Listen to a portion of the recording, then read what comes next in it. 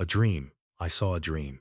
A dream that wouldn't fade. A dream that kept repeating. A dream with no end. A dream that wouldn't end. Over and over again, many, many times over, repeating mistakes over and over, correcting them more and more. 1,000 times, spinning. 10,000 times connecting. 100 million times overcoming them. And before knowing it, losing count. Agony, terror, turbidity, ruin, hatred, madness. Exhausted, shaken, twisted, corrupted, contorted, decayed, anguished, a heart smashed to pieces. And yet, there was still a place I wanted to reach. And yet, there was still a wish I wanted to protect. Even if no one knew about the endless tragedies that repeated over and over, I will not forget. Even if no one notices, only I am unable to forget. Even if the people I want to save wept, I still want to save them. So, even now, I don't regret having taken that hand. If there is something I regret, it would be that I was hesitant and indecisive in taking her hand, and the frustration towards my own weak, fragile heart that I couldn't steal. Waking up from the empty dream, the first thing he always felt was a throbbing headache. Opening his eyes, trying to stave off his sleepiness, he blinked rapidly in an attempt to wake himself up. Though his consciousness hung in a bleary haze, his sluggishness only lasted for a few seconds. Immediately after his consciousness came to from his sleep, his waking brought energy back into his body. Ah, ah. In contrast to his body being awake, all that escaped from his mouth was a dullish voice. At a glimpse, it seemed like he was still half asleep, but this was one of the most important rituals he did in the morning. By lying on his back with his head up, whilst he let out that voice in that manner, a lot of information could be conveyed through to him. The tone of his voice, the establishment of consciousness, the safety of his limbs, sorting his thoughts out, what he'll do today, and the existence of his life. He made sure to undertake each of these actions every morning. This was the proof that Natsuki Subaru had reached the morning without making any grave mistakes. Yawn! Taking off his blankets as he yawned, he lifted his body up, swiveling his feet down off of the bed. He roughly scratched his head as he looked around the room he was in. It was a room he had become used to seeing. It was luxuriously furnished and included a canopy bed in the room in which he entered from. But where Subaru had woken up was not the canopy bed, but rather a sofa placed further within the room. He passed the nights as of late there, wrapped up in a futon, curled up into a ball. No, this had been a bedtime habit of Natsuki Subaru's in these years. Be as it may, there wasn't any big reason for him not to sleep in his bed. It was just that he'd end up laboring to try and prepare the environment so that it'd be as comfortable to sleep in as possible. As a result of trial and error, he had learnt that he felt more comfortable by lying down and sleeping on the sofa than sleeping in a bed, and ever since, he'd kept doing that. That's all there was to it. Rubbing his eyes, Subaru got off from the sofa that he had made into a bed and went to the bathroom so he could get dressed. As he washed his face in the bathroom that was adjacent to his bedroom, he deliberately looked at his soaked face reflected in the mirror. His face looked tired and gave the impression that he was about to collapse. His face looked frayed with dejection. These three things sapped at his morale. In an attempt to stiffen that expression, Subaru clapped his face with both hands using all of his strength. A dry sound accompanied the tears that welled up. In order to wash away them, Subaru poured cold water onto his face. Once again, he looked at his wet face in the mirror, and whilst carefully kneading his face, eyes and cheeks, he said, Smile, you gotta smile. If you can't, then die. Chanting this incantation, Subaru bent his mouth into a terrible, crooked smile. He flashed his white teeth, his smile narrowing his eyes so the whites weren't visible all around anymore. His own countenance was like that of a villain's he had been friends with for a bit more than 18 years. He could camouflage his eyes, his facial expression, and his countenance with no issues. Okay, keep it like this. After checking his smile, Subaru dried his face with a towel and hurriedly changed into his clothes. When he spent time at the mansion, Subaru's appearance was not garbed in a servant's uniform. Rather, he wore the formal attire of a noble. Even if he took off his jacket, he would keep snug in a casual white shirt with its sleeves rolled up. However, such appearances were now naturally required. They were quite stuffy, but he really couldn't do anything about it. He was obligated to have an appearance appropriate to his position, because it was the position Subaru himself wanted. Soon it'll be the usual time. Straight after he had changed into his clothes, he looked up to the magic hour crystal that had been furnished above the room's door. It had a dark green hue, signifying that it was morning. It showed that his time for getting out of bed was soon. In some way, it seemed like this morning he had spent just a little bit too much time in practicing his smile. In a few minutes, a punctual girl would knock on his door as scheduled. Before that, he needed to finish everything he hadn't done yet. Shifting his attention, Subaru unbuttoned his shirt down. There, attached by a thin chain, was a pendant fastened to the black crystal, which he never removed even when sleeping. A mysterious, sparkling black crystal. Squeezing it in the palm of his hand, Subaru closed his eyes. The crystal stone was cold and hard to the touch. When it tucked into the palm of Subaru's hand, its presence grew stronger as if firing up. It started to pulse as if it was a living thing. Naturally, he started to unconsciously count its strange beat's rhythm and frequency as it rested in his palm. With a stronger beat as it reached its full power, the crystal stone's beat grew stronger and faster.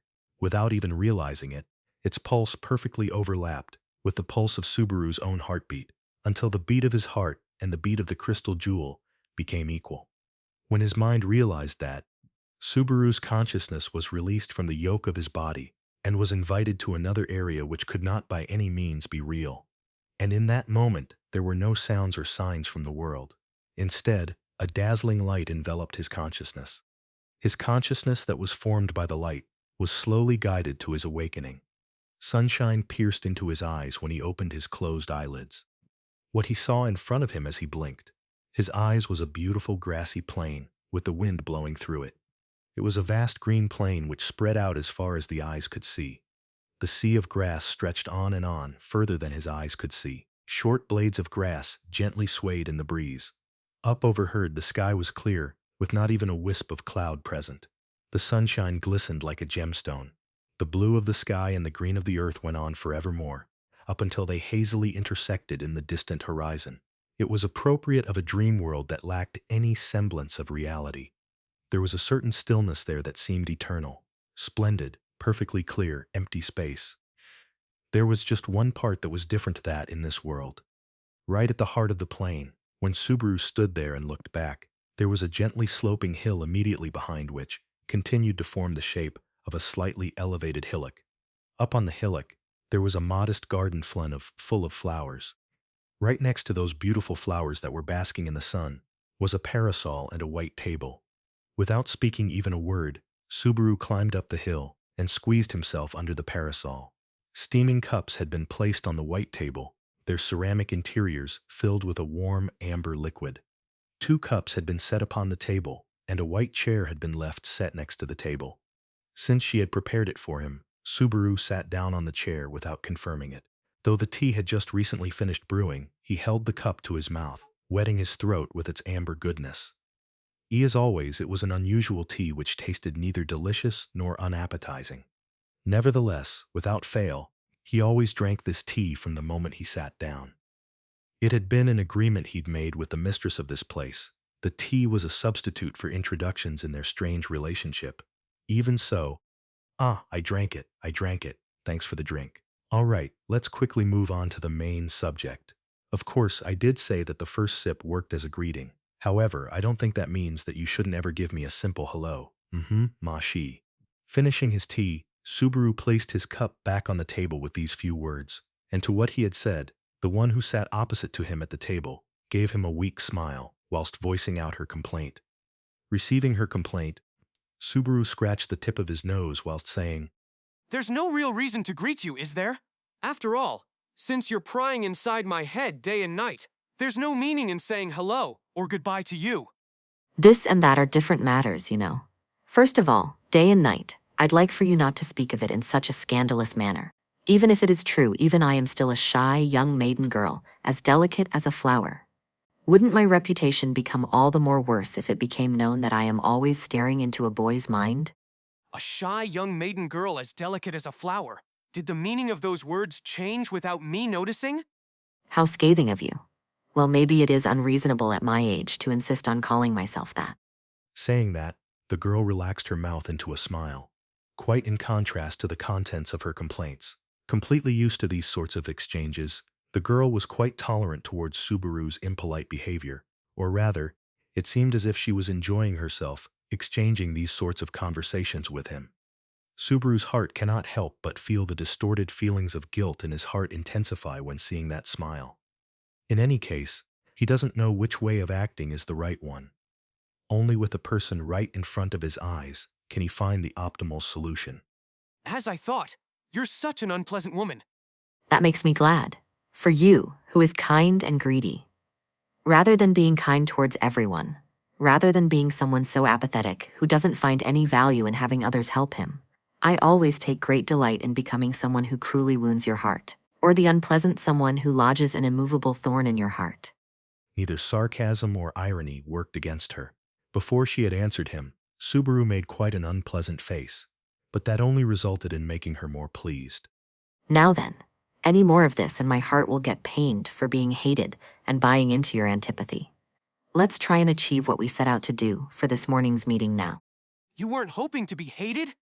It was a girl's cute bluff, you know? This is what I want you to see and accept. Cute! Subaru doubted this from the bottom of his heart. He leaned his head in doubt.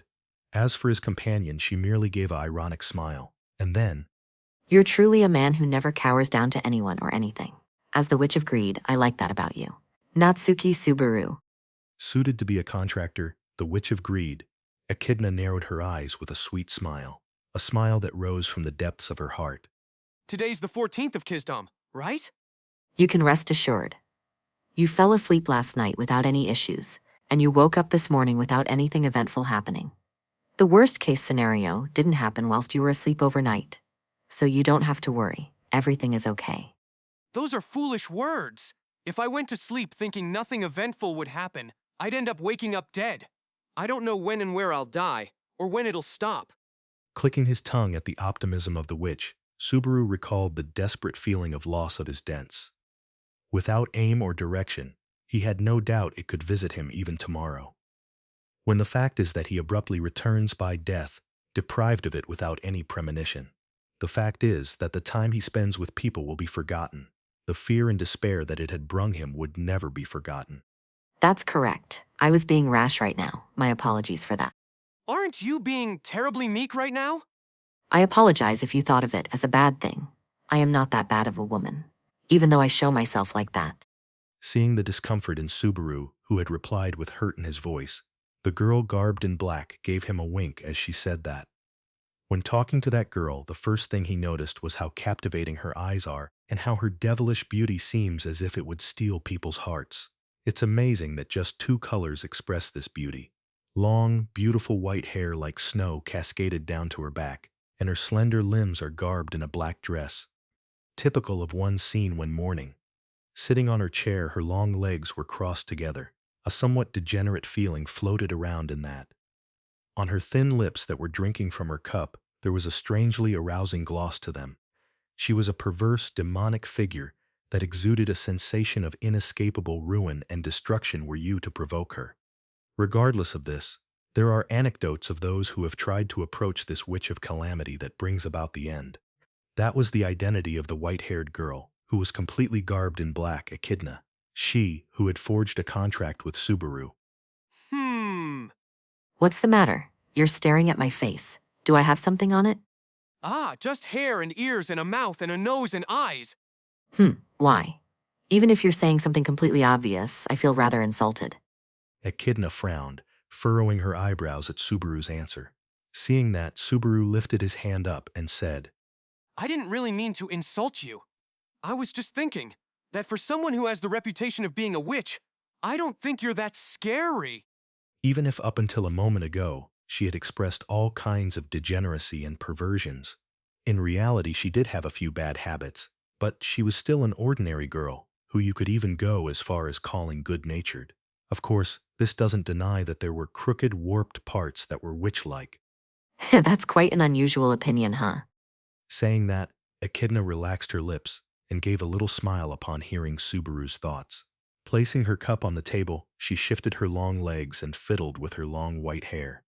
Even though I might look like this right now, I was one of the witches that left behind such stories in various places 400 years ago. Were you to catch me, that version of me was unpardonable. You're speaking like you're a middle schooler, looking for special treatment. If we were to add from you to that, then we'd be getting a lot closer to how I feel, wouldn't we? But it isn't just that. I should have talked about this stuff when we first met. Ah, what was it you said?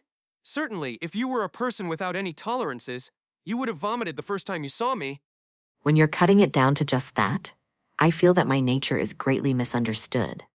The majestic witch's appearance completely changed.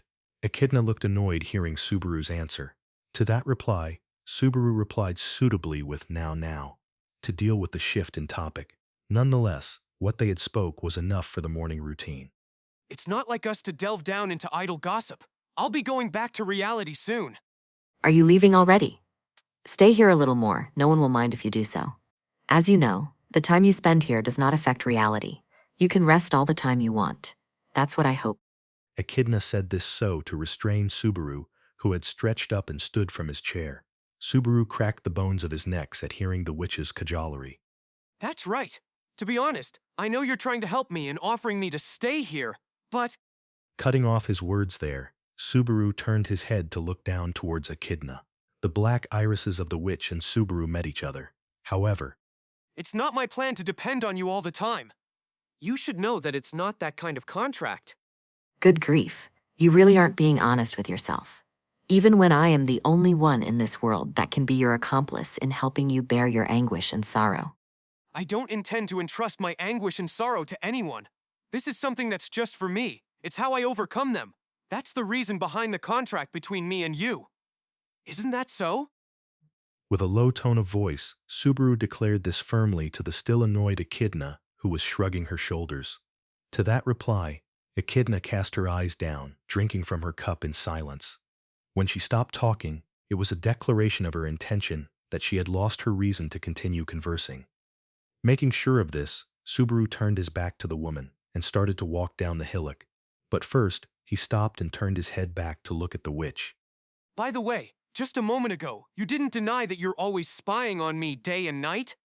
I thought I'd said even if. Even if that's true, I think it's in my capacity to recognize the context in that implicit way of speaking. Being hounded by Subaru, Echidna let out a small sigh, and then she put her cup to her mouth again. It was a declaration that there was no meaning in continuing their conversation. I guess you thought I'd just leave it if you kept doing that, right? Are you going to ever stop doing such an unethical thing? So are you? Is it not normal? I am not so vulgar to spy on you when you're taking a bath or using the bathroom. It's just that, unless you're convinced that nothing will happen in these vulnerable situations, I think that it's impossible for me as your contractor to avert my eyes. In the end, it's my obligation as the Witch of Greed to faithfully uphold the contract. From now on, I'm removing the pendant when I go to the bathroom or wash myself. Saying this to the witch's rapid-fire excuses, Subaru went down the hill, all the whilst biting down his embarrassment.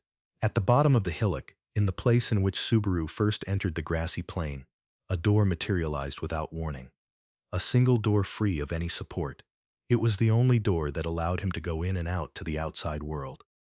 Arriving in front of the door, Subaru placed his hand on the doorknob, turning himself so he couldn't see anything.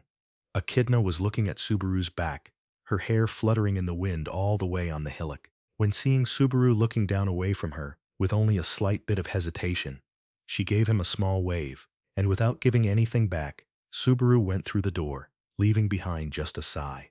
And straight after, his consciousness, that had been captured by the dream world, was released and returned back to reality.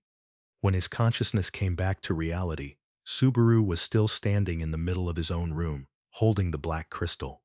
Breathing out a long sigh, he looked towards the magic hour crystal on top of the door. There was no change in its green hue. That was proof that the time he spent in the dream world was only a few seconds. Still, I'll never get used to it. It was routine every morning to go to the dream world to spend some time at Echidna's tea party. But from there, when he'd come back to reality, he still hadn't become familiar with the discomfort that was produced from the gap of these two worlds. It was a feeling that differed from return by death. Subaru sighed, and, Echidna, what would you say to changing your mind and getting used to not getting used to it? Even if it's no more than for your peace of mind, maybe it'll make you feel a bit more at ease. As if it was a whisper in his ear, the voice of the witch he had said goodbye to a moment ago rung out. Well, in fact, it wasn't whispered into his ear. That voice came from his contractor. The thoughts of the witch flowed via the crystal stone which hung from his neck. Both of their paths were entwined by the contract, even when he wasn't in the dream world. That made it possible for the witch to talk directly to Subaru from the dream world. However, I thought I told you not to speak to me, without thinking when there's nothing important. Echidna, there's no one around.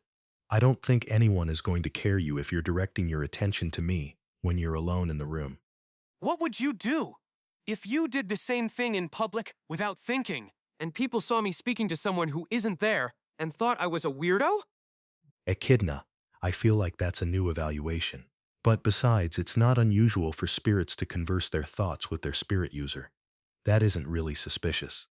With spirit users, both use their thoughts to communicate. In my case, it's just you, and I'm stuck speaking aloud to myself. If you look at it from that way, it's pretty annoying. Echidna, yeah, I get it. As you wish, I'll be silent except for when necessary. You managed to make a witch obey. You're a master at this. Shut the hell up! Echidna, my. Please don't hesitate to call me if you need me, Contractor Dono. With both anger and mockery in her voice, Echidna slinked back, leaving behind those theatrical words of farewell. Even so, the witch should still be peeping into this world via the pendant, however. For the moment, Subaru pushed the notion away from his head and he breathed out a long sigh. From now on, he would definitely shove the pendant into his back pocket when taking a bath or going to the toilet. Subaru-sama, are you awake? There was a knock on the door from outside, which informed him of his usual wake-up time. Subaru cleared his throat as he heard the gentle voice that had asked him that. Then, clapping his hands to his face and making sure he was smiling using the mirror, he gave a very dispirited reply of, "Come in." Hearing that, the door slowly opened and a young girl entered the room. Good morning, Subaru-sama. Today is once again a splendid morning, you know. Saying that while smiling was the little girl in her maid uniform, Petra Lete, Subaru's personal maid. When he had met her, she had still been a young bud yet to flower, but now she was entering the growing season and was in the process of blooming beautifully. Her height and arms and legs had grown a lot compared to before, and she was increasingly becoming more and more suited to her pretty maid dress too. That behavior and conduction was not lost against her cute dress. From the start, she was a good girl who was well taught and quick to learn.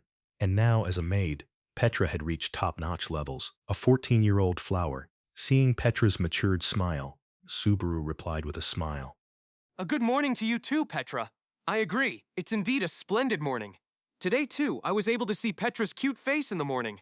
I'm pretty satisfied too. Subaru's still saying such things. Ah, but there are clouds hanging over the sky beyond the forest. It seems that the weather may get worse this afternoon. I have plans to go shopping this afternoon. I hope it'll stay sunny. Inclining her head towards Subaru's greeting, Petra turned her eyes towards the window and muttered that out. In those words, there was a trace of her childish immaturity in them, and Subaru gave a small chuckle. No, Subaru-sama. No, just now, the beautiful shell of a maid was broken just a little. How very like you, Petra. Geez, please stop treating me like a kid like that. I'm totally grown up. I've been a maid already for 2 years. 'Cause of that, I've become an adult. Shaking her auburn hair, Petra's cheeks blushed and her lips tapered in embarrassment. In front of the figure of his cute little sister, Subaru stroked the smiling girl's head.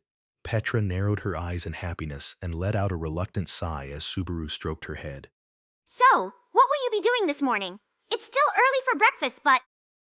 For the time being, I'll just finish my usual routine, and then if it goes well, we can have breakfast with everyone.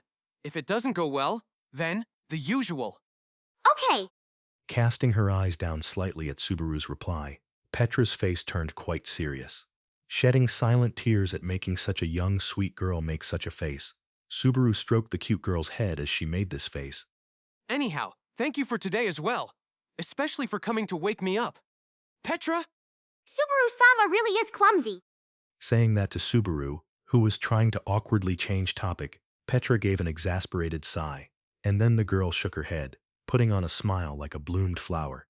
No, even this is my job. Besides, it's far better because Subaru-sama won't sleep too much, even if he shouldn't be so careless. Huh? It's nothing. Well then, I'll see you later. Excuse me. Every morning, after acting as Subaru's alarm clock, Petra would give him a curtsy with her skirt. and then, after seeing off Subaru, she'd leave the room. The door would close, and Subaru would nod his head in satisfaction seeing Petra's growth. Petra has become splendid as well. As a big brother, I am proud. Echidna. But from her side, she doesn't seem to think of you as a big brother. Didn't I tell you to be silent except for when I need you? Witch Sama sure is quick to break promises. In her monologue, Subaru was struck by the witch's persistence and weakness to not be able to tolerate the silence. But, leaving behind a resigned sigh, he turned around to look at the door Petra had disappeared through. I'm that girl's big brother, you know? So, Petra's my cute little sister. That's why I will make that girl happy. That much I will absolutely do. Echidna, you'll absolutely make her happy, you say? Those words might unexpectedly become terrible words. Hearing Subaru's firm tone, Echidna said that without poking any fun at him. Ignoring the words of the witch, Subaru left the room, lightly stretching himself. The mansion's corridor had become quite cold as a sign that it was early morning. Shivering, Subaru walked out. His everyday routine was about to start. Since a few months ago, mornings in the Roswell mansion had began with an intense slaughter, though calling it slaughter may have been quite surprising when it came to the people concerned. Still, as far as Subaru was concerned, who witnessed it, the exchanges were violent enough to be called slaughter. In fact, there was no doubt that one of the two who clashed together was challenging the other to the death. But unfortunately, the other person who was challenging them evaded that ferocious fighting spirit with ease. The disparity of power between the two of them was completely evident in the eyes of anyone who cared to look. Of course, there was no doubt that they'd keep up this dangerous routine every morning. Because of this, a fierce howl of rage, accompanied by an explosion at the feet that blew away the lawn on the courtyard. Digging his foot in deeply, with that tempestuous propulsion, the golden silhouette charged forward, his beastly claws driving straight toward the figure of his opponent. It was a blow that could rend thick steel plate, a blow which could turn a human body into mincemeat. The claws of the beast delivered a myriad of violent attacks, assailing its prey in an attempt to forbid it from escaping. However, am sorry, but the gap is too great. The other silhouette easily avoided the downpour of fatal attacks coming from the claws of the beast. And immediately after, the long legs which were jumping up gave out a loud yell, and the body of the beast was pierced from below. The beast raised a cry in anguish at receiving that blow, and the side that was stuck arsed upwards. Or rather, that was what should have happened, but it didn't happen like so. The body that was launched skywards was intercepted by the opponent's heel, which swung downwards like he had waited in ambush and sent him down crashing into the ground. The impact produced a circular crater upon the lawn's surface, leaving the beast perfectly silent, spread-eagled on the floor unmoving. "Do you want to continue, Shai?" The victor asked him whether he wanted to continue as the loser let out a groan. There was neither sarcasm or cynicism when asking that. They were words spoken only towards the battle. That's why those words deeply wounded the loser's spirit. Thus, You probably don't even realize it, but words like that are demeaning, you know. Stop with the damn samurai's pity. entering the scene in which victory and defeat had already been decided, Subaru said this as he scratched his head. Hearing those words, the young man who had been overlooking his spread-eagled opponent turned to look back at him with a smile appearing on his face. The young man with hair of red flame raised his hand towards Subaru. Hello, good morning, Subaru. You're up early this morning, huh? Not as early as the two of you. Even so, don't you get bored? Or have enough of doing this every day? You don't have to always act so frank, Reinhardt. There's nothing wrong with his ambition burning strong. Besides, it's also true that he's getting stronger and stronger each day. Before long, won't there come a time where he will catch up with me? Is that so? I'm having a bit of a hard time picturing that. The red-haired youth, Reinhardt's words, didn't give off the feeling that they were either a joke or an act of humility. Closing one of his eyes at this estimation, Subaru looked down at the figure that was still lying down on the ground. A boy with short golden hair was rolling in pain there.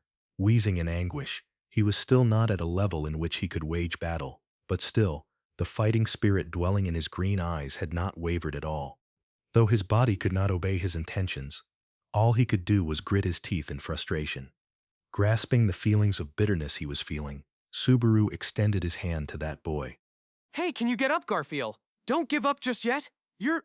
Don't touch me so casually. Don't need to stand by your fucking hand, you know? Not taking Subaru's outstretched hand, the blonde-haired boy, Garfield, bared his fangs at him. However, it was obvious in anyone's eyes that it was just a bravado.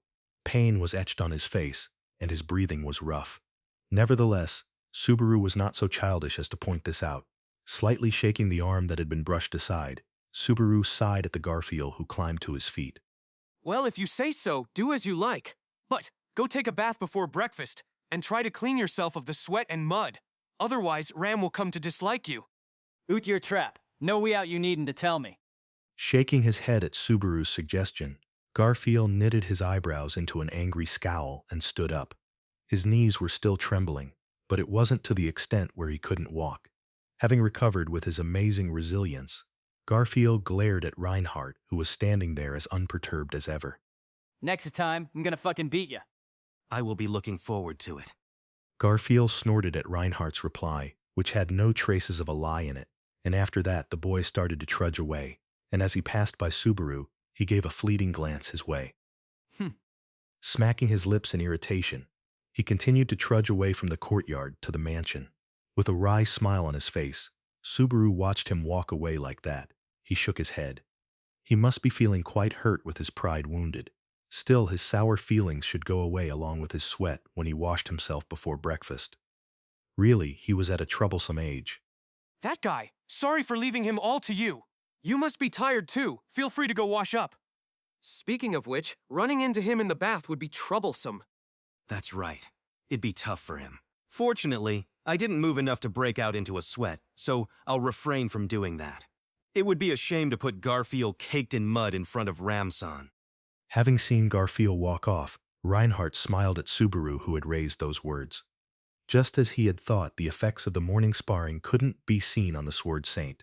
He was dealing with a child, Garfield, who challenged him in anger. He was perfectly capable of killing him if he so desired. And to make matters worse, he was making a nonchalant face whilst pushing down his feet on the part of the lawn in which Garfield had been knocked down on. And, by some way, the grass returned back to how it had been in its original, clean state. Was this also one of the countless divine protections he possessed? More and more, the thought of him as an enemy brought chills.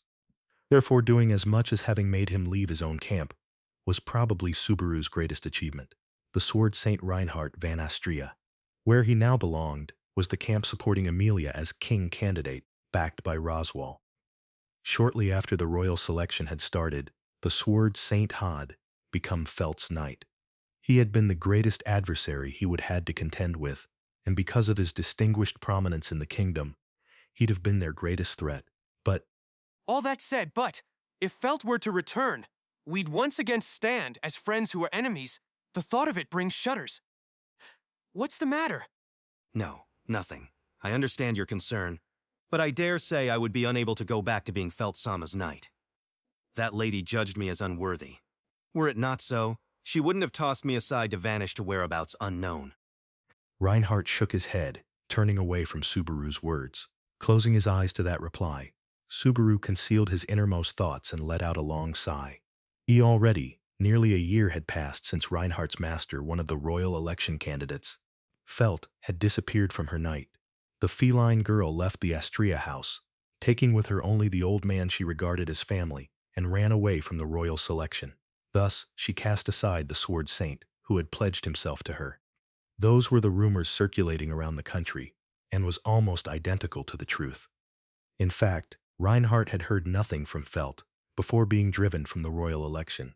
The fact that the master he'd sworn his loyalty to had vanished without word brought an immeasurable sense of helplessness to the Sword Saint. Subaru had extended his arm out to this, and had dragged him over to this new camp.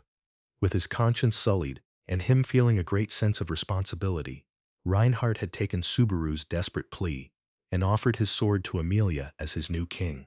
And since, the Sword Saint had become the sword of the Amelia camp, he was playing a big part in the royal selection. As the descendant of the Sword Saint who had sealed the Witch of Envy up, he joined to support the much-despised Amelia, the half-witch. The implications of that was greater than he imagined. Besides, Reinhardt being around helped a lot in more things than just the royal selection. By belonging to the same camp, Reinhardt helped out with the rebellious Garfield. I can't raise my head to you and Ram. I can't imagine how many times Garfield would have crushed me by now. There's hardly any such thing.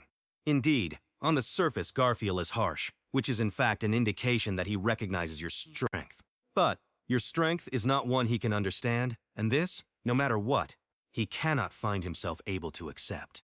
Well, no one would particularly enjoy being confused by so many cheap conjurers' tricks, though there was no other way, so it's not like I've dwelled upon or regretted it. Shrugging at Reinhardt's defense, Subaru recalled the events that had transpired in the sanctuary. Back at the sanctuary, the residents' escape had been impossible due to the barrier connected to the graveyard. Then, there was the threat of the sizable hare witch beasts swarming there.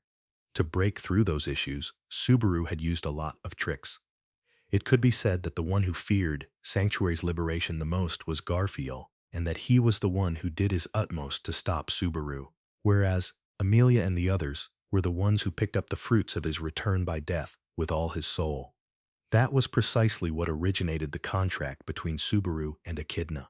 Subaru had chosen to take the witch's hand and repeated his return by death an unimaginable number of times, and went through all possible trial and error back at the sanctuary. And the result of that was Subaru had been able to take control of the actions of everyone staying in Sanctuary, and by placing Garfield outside the mosquito net, TL note, isolating, setting him against from the other villagers, he prevented him from interfering with the events.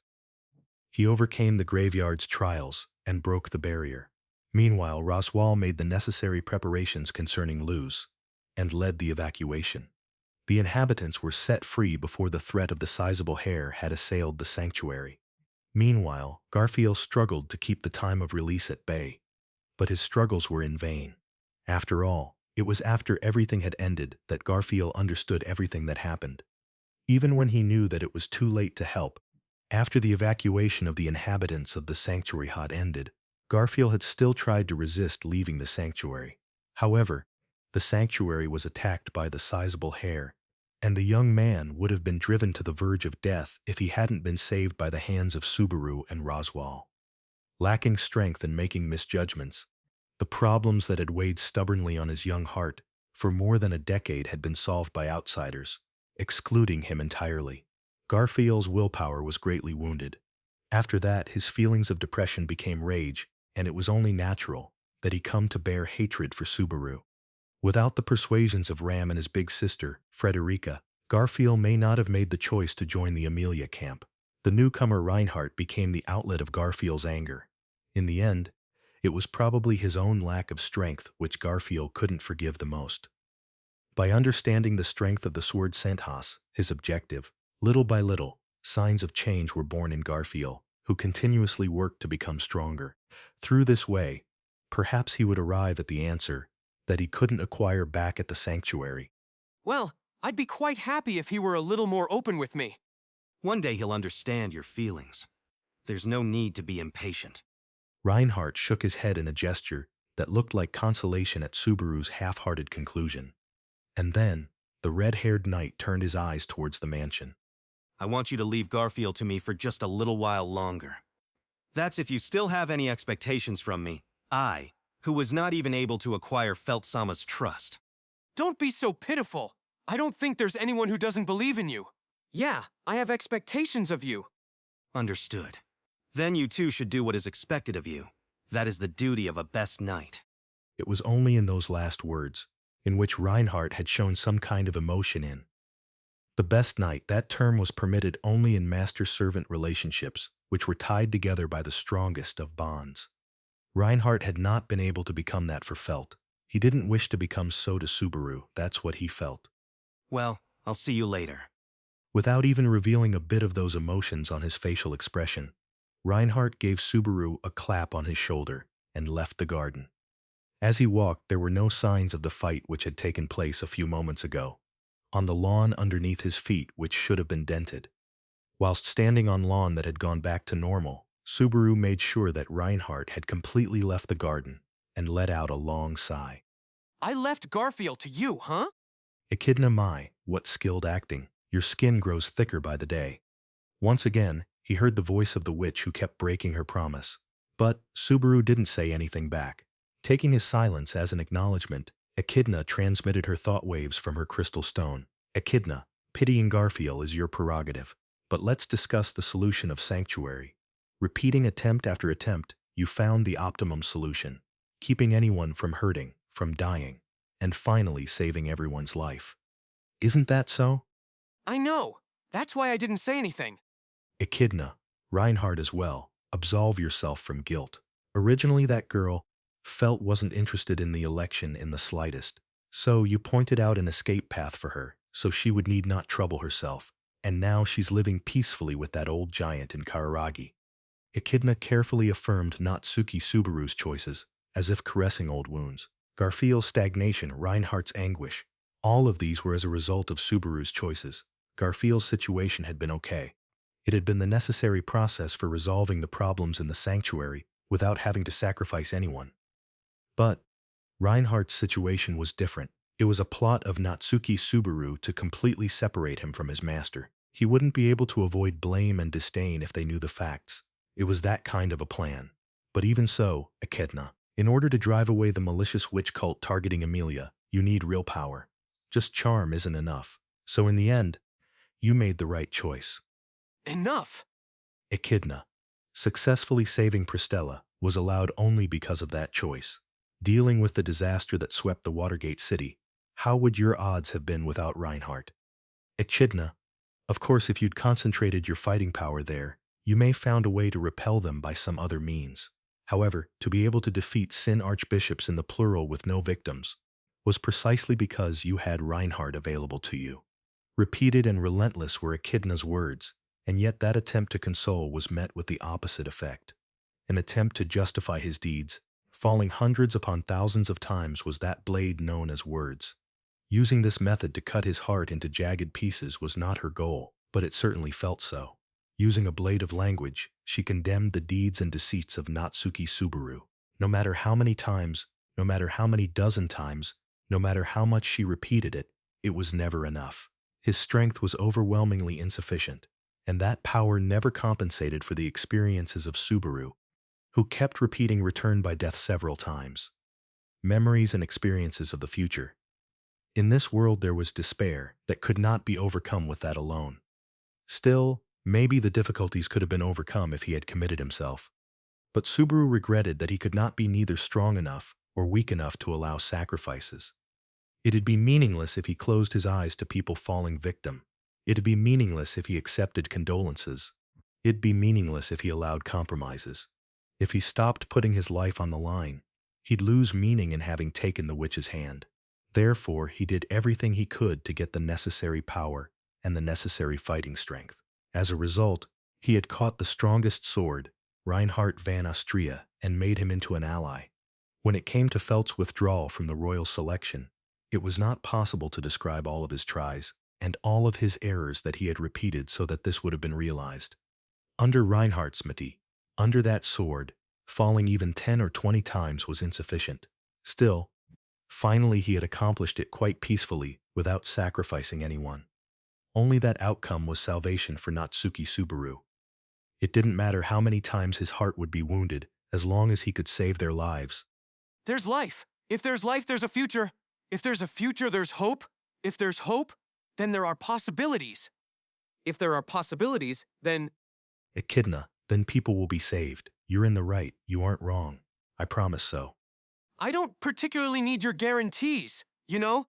Subaru spoke out his innermost thoughts to both cheer himself up and to caution himself. The witch affirmed, understood, shared, and admired that. While responding aggressively to his words, it was a fact that the witch's words helped him. Life was life. If he was alive, he could start over. He had possibilities. It yielded hope.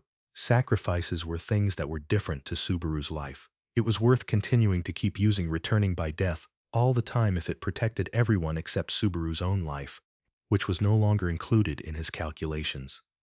Even if those who I want to save weep, I still want to save them. That was the salvation that Subaru had decided to receive by taking the witch's hand. Having received the witch's cruel comfort, Subaru left the courtyard. Witnessing the morning exercises of Reinhardt and Garfield had in fact nothing to do with Subaru's daily routine. He just happened to pass by the scene, and he had no choice but to call out to them. Subaru's proper daily routine started in the mansion's library. Hey, Beatrice. Sorry to intrude. Deep within the easternmost part of the mansion stood a neat library.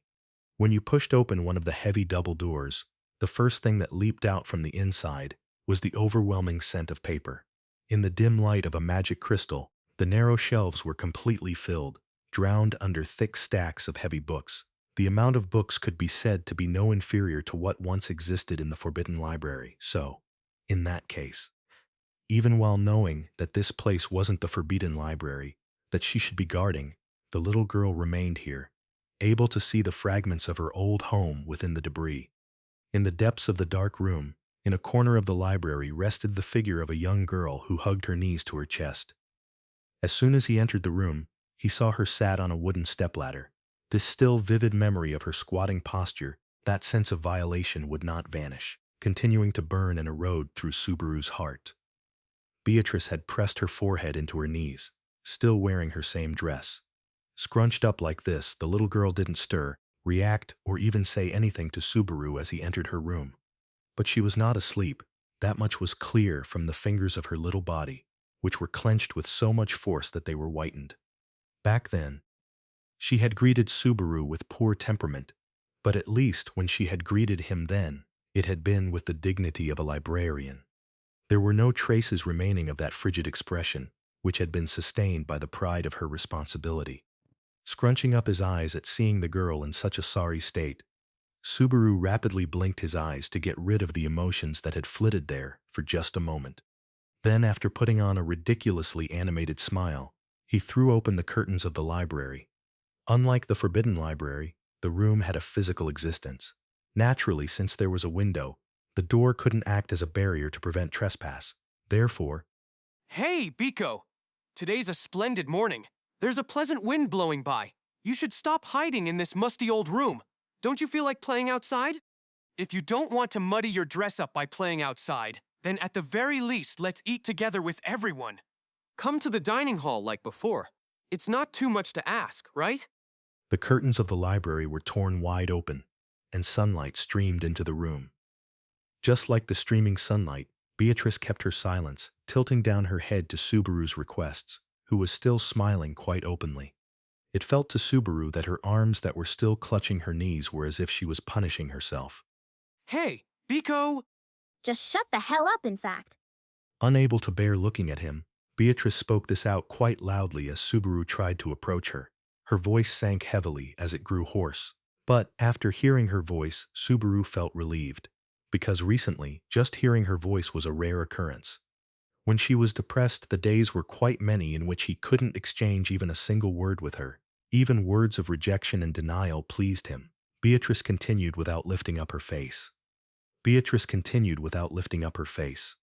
Betty is tired. I've already given up, I suppose. I went against Mother's instructions. I broke the contract, and despite that, I'm still alive. Why? Beatrice! If only you just ditched me back then. Why did you come to help me? Clearly, you're not they. It's a resentment that will never disappear, a resentment that can never fade, a penitence that she could never forgive. In her 400 years, Beatrice had bore those feelings alone. Her heroic consciousness that had refused to relinquish such thoughts had been trampled upon, naturally bringing hatred. Within the Forbidden Library was a spirit who had given up her life for her mission, with no room in her heart for hope. Her eternal life had stripped hope from her, and all she had been given was time to live a life devoid of meaning. When the Forbidden Library burned down along with the mansion, the place in which she had been indicated to stay was lost forever. But even so, Beatrice had never once forgotten her responsibility, the one that had been abandoned. Her heart, which had bore such a relentless sense of responsibility, had been scarred by permanent wounds, steeped in misery. That is why, ever since the night when the Forbidden Library had burnt to ashes, all she could do was crouch in a corner of the library, endlessly sobbing in helplessness. But still, Hey, go away. Let go of me, I suppose. Don't you touch Betty. unable to see her small figure, Subaru had wrapped her small body into a hug. Shouting at him when she felt his arm hugging her, Beatrice made no attempt to hide her disgust and rage, scoring Subaru's neck with her nails. Caught in her merciless attack, Drops of blood oozed out of his wound. But still, he didn't let go. He hugged her in an attempt to comfort her shivering body. But maybe it was actually Subaru who was looking for comfort by doing that. Why did you come to see me, I suppose? You're so... I'll be like this, no matter how many times you vent your anger at me. It's fine. Even if the flames of regret don't seem like they're vanishing right now. If you keep pouring them out, maybe they'll vanish someday. They're not supposed to vanish. Betty is. I'm so glad that you're alive. So, I'll always look forward to the day where you'll once again get sulky in front of me. Because that hope still lives in me. HK. Quietly, after those sincere words were exhausted, Beatrice's resistance subsided. Making a surprised face, Beatrice started to sob, there in body but not in spirit. It was a sign that he couldn't continue this conversation anymore. Once every 2 weeks, Subaru and Beatrice would exchange anger and stillness like so. After letting go of her, Beatrice once again buried her forehead into her knees. And after that, Subaru couldn't say anything more to the girl, who had retreated into her own shell. Subaru's words still weren't able to manage to open the door to her stubborn heart. Nevertheless, if he beat relentlessly against those doors, maybe one day they would open. The mere possibility of this hope was hope itself. Back then, I wonder if I should have told her I was they, even if it was a lie. Exiting the library and leaving Beatrice behind, whilst keeping his back to the door, Subaru recollected this. Beatrice had been broken, clinging to the hope that Subaru was the they in question back during the attack on the mansion. She had been prepared for the end of her long mission, but both her fragile hopes and her sorrowful acceptance were smashed to pieces. Would Subaru have been able to lie to her who had longed for the visit of they for 400 years about being they just because he could? And in that case, could her heart have been protected without burning it along with the burning forbidden library? Echidna. The fact that the forbidden archive was lost can't be undone. Accepting the irretrievable loss of all the knowledge without inheritance is quite painful for me, but it couldn't be helped. Though for you, compared to that knowledge, that Beatrice's life was saved is what matters most. It's inappropriate that you'd say so. It should be that you alone have no right to say this. Echidna, who was still in the dream world, protested to Subaru, who had mentioned his regrets in passing. But hadn't it been Echidna who had entrusted the forbidden library to Beatrice and let her have such a lonely existence for 400 years? As a result of Echidna setting this duty out to her, Beatrice's heart had gradually crumbled to pieces. And despite that, If you hadn't told her to wait for they... Echidna, wait a second. No matter how you look at it, isn't that sidestepping logic? I had my own reasons, and there was a need for it to be done. Of course, responsibility for Beatrice's long solitude does have to do with me. But my intent was certainly not one of forcing misfortune upon that child. I do hope you understand. Receiving Echidna's objections, Subaru hesitated in bursting out in anger. The witch's words were correct. In the end, when he blamed Echidna, he was just shifting the responsibility from what he couldn't do himself. In the end, who was they? Echidna, regretfully, I can't let that slip from my mouth. Since the forbidden archive is lost, discussing it would be meaningless. Even if we were to find out who it is, he wouldn't know about that anymore. Him? So it's a man? Echidna, did my mouth slip? But every way of finding him is gone now. In the first place, say you found them, what would you do? Let Beatrice see them? Or do you intend to impose a sanction on them? In that case, what crime would it be under? The party in concern would certainly be unaware of it. A crime that doesn't exist can't be sanctioned. Moreover, it's not like you have the leisure. Irrefutable were Echidna's conversational tactics, leading Subaru to click his tongue. As a matter of fact, everything spoken from the witch were probably correct. He couldn't find any errors. He couldn't judge them. Subaru didn't have the time to do such a thing. Echidna. Beatrice truly did spend that time in pity. But that isn't to say the future would remain so, and there's no indication we should think thus.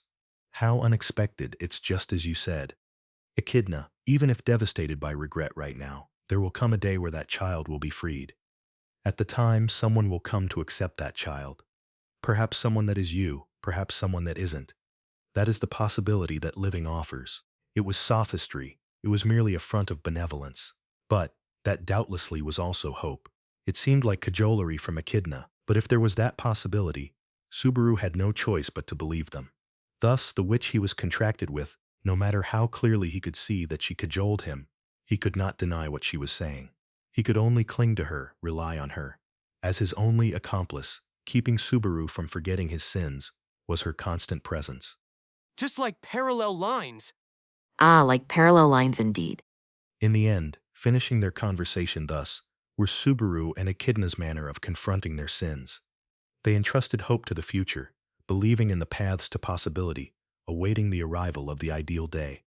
It didn't matter how many chances he had, Subaru would always find himself back in this place. He had dragged out the despairing Beatrice as she tried to stay in the burning mansion.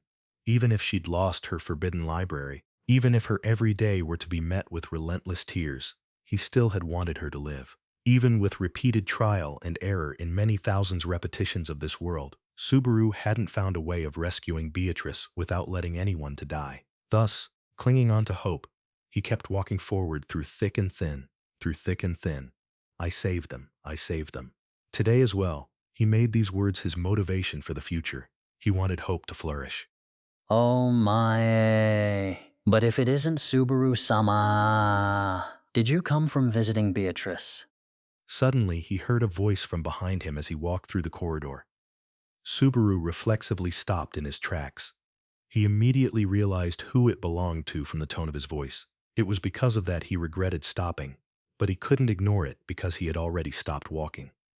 Reluctantly turning around, the other figure stood leisurely, directly behind Subaru. Is that you, Rosewall? That's me, of course. Good morning. How was Beatrice today? It had been a while since she's treated me so haughtily. Well, anticipate some progress from now on. I see. Looks like you took quite the beating, though. Roswell narrowed his differently colored eyes as he received Subaru's dispirited reply. He was looking at Subaru's face and neck. On them were the painful scratches Beatrice had given him with her nails a short while ago. Unfortunately, I've never been skilled at treating injuries, and I won't be able to treat those wounds. The ones who can use healing magic are just Beatrice, Garfiel, and Emilia Sama. It'd be a little difficult to ask it from the first two. I could ask Amelia. Well, I'll think about it. If you ask her, I am sure she'll definitely heal you up. Or perhaps, could it be that maybe your aching wounds give you some comfort right now? In place of the reticent Subaru, each of Roswell's discursive words were as painfully sharp as a razor. It was especially so when Roswell spoke his last words. Subaru narrowed his eyes to it, and Roswell shrugged his shoulders up in a clown-like gesture.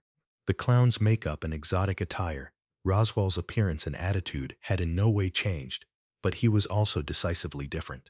Behind the way he addressed Subaru and his attitude towards him there was a certain respect. That served as Roswell's, toward the unpredictable existence of Natsuki Subaru, proof that he recognized his utility.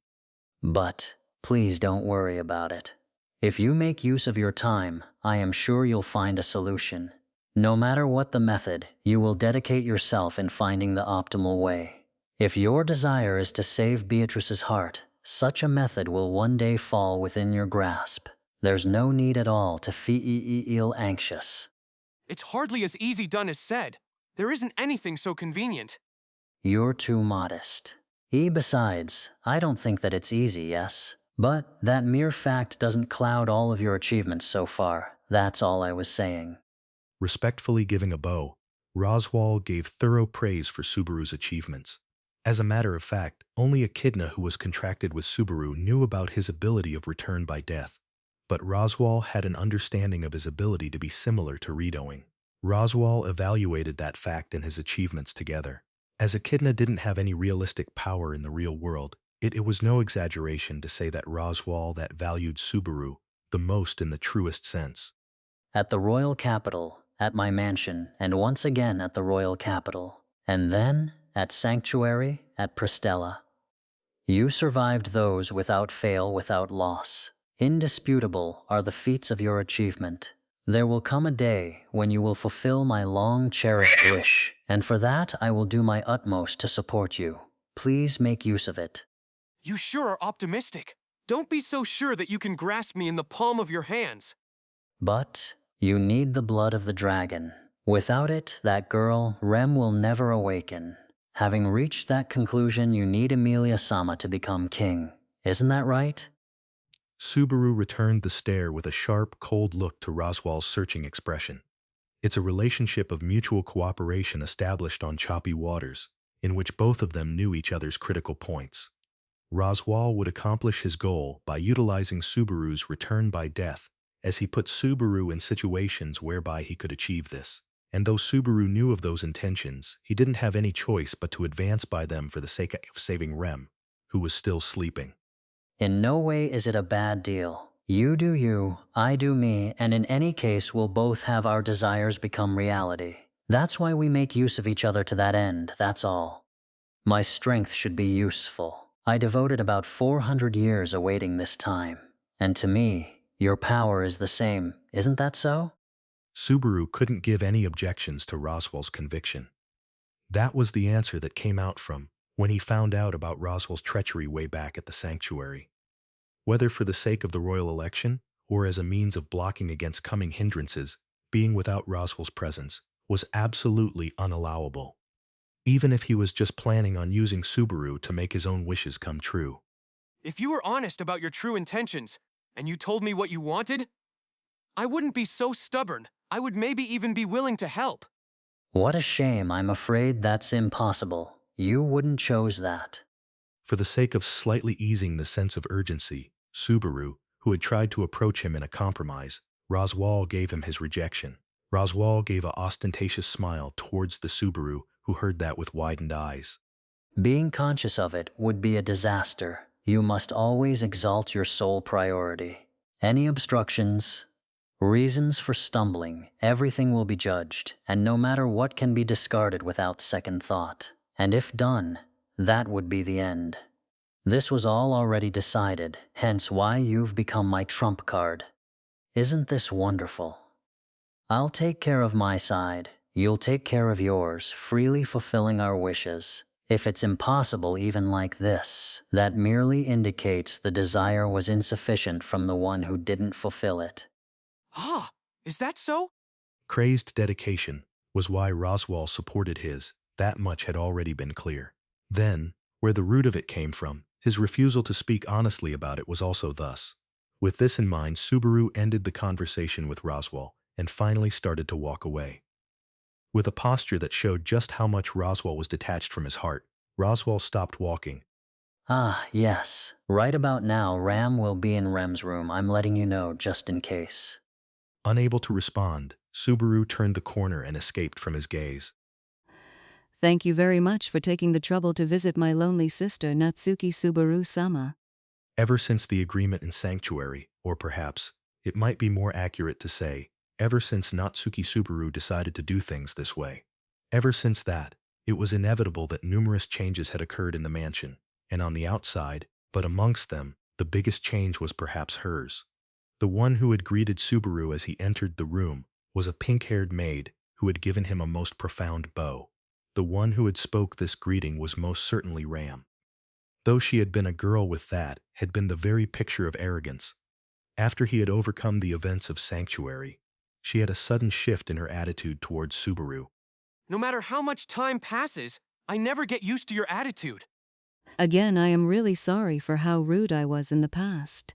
Ram's ignorance and discourtesies caused great inconveniences to Natsuki Subaru-sama. But since Roswal-sama and Emilia-sama have ordered me to show Natsuki-sama the highest of respect, it won't happen again, please rest assured.